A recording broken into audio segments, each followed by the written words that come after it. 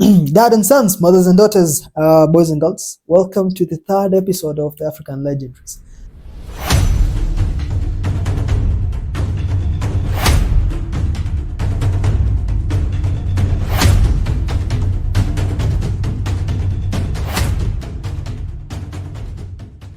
We've all heard or read the phrase, quote unquote, I have a dream that one day on the red hills of Georgia, the sons of former slaves and the sons of former slave owners shall sit down on the table of brotherhood, by one Martin Luther King Jr.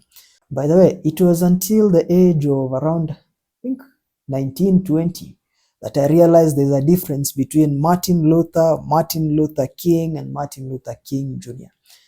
I know most of you probably don't know about that. But anyway, we're going to talk about Martin Luther King Jr. in another episode. In today's episode, we are going to talk about this person who actually had a dream of total liberation of Africa. Well, I'm not talking of, I know, probably someone is thinking of Muammar Gaddafi. Nah.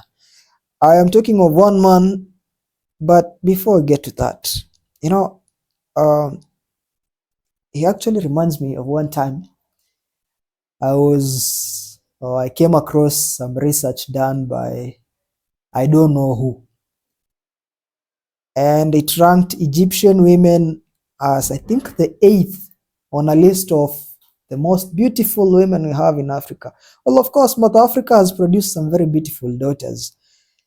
Though I don't think from today's story the Egyptian women need to be 8th on that list.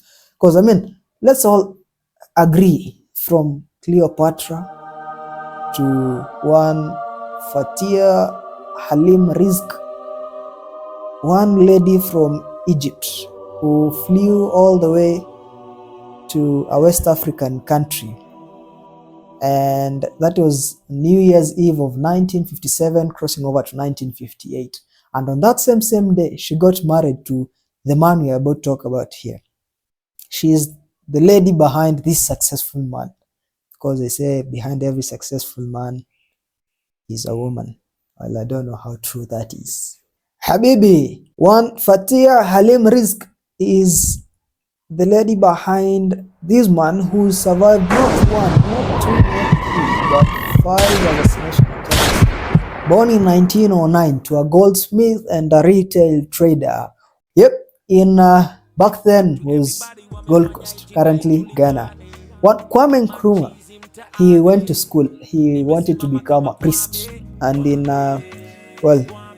he went to a Kimota College, but later on in 1935 was in the United States, in Pennsylvania, went to Lincoln University, and that's where he studied up to 1939 when he got his master's.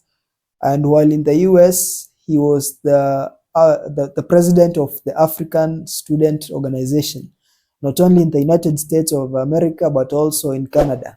Having graduated in 1939, a few years later, May of 1945, he flies all the way to Manchester United, to go organize for the 5th Pan-African Congress. And 2 years later, he goes back home in Ghana, back then Gold Coast, and he becomes the Secretary General of the United Gold Coast Convention, that is UGCC. This is a party that was aiming at self-rule through constitutional means, but there were protests and boycotts, and this actually made him a primary target for the British government. In 1948, he is briefly arrested by the government, and 1949, the party splits. The split did not deter Kwame Nkrumah from attaining his goal. He later on formed the CPP, that is Conventional People's Party, still aiming at self-internal rule, and there are peaceful protests, boycotts, strikes. This also made him get arrested, and he was in prison for 1 year. But in 1951, the country goes for general election and he's actually elected to parliament. The governor in Gold Coast actually releases him as an act of grace from the James Fort prison. 1952, a year later, he becomes the very first prime minister. And 5 years later, 1957, the country attains independence. And in 1960, he was elected president. During his time as president, he helped push for Africanization of the civil service, free education and healthcare for his people.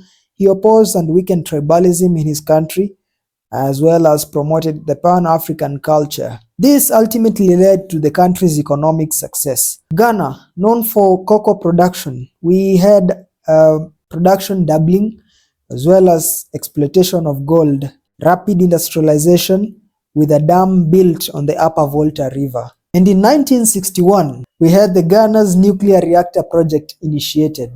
1964, the atomic energy facility was actually built.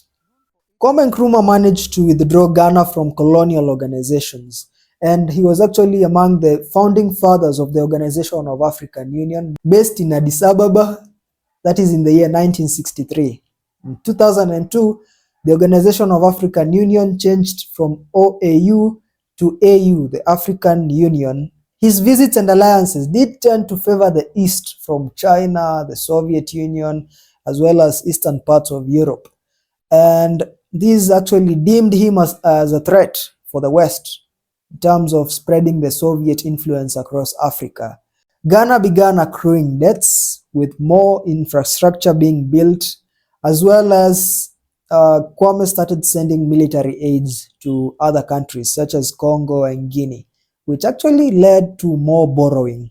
And in 1964, Ghana became de facto one-party state, with him being the president of the nation as well as the party. To add salt to the injury, the government was accused of misallocation of funds, huge foreign spending, and there was also an economic crisis. The final nail on the coffin was the dwindling of cocoa prices, making his popularity dwindle, and eventually the country began to witness general strikes and protests. In 1966, while on a state visit to North Vietnam and China, the police and the army seized power. He found asylum in Guinea, and in 1972, he died of cancer.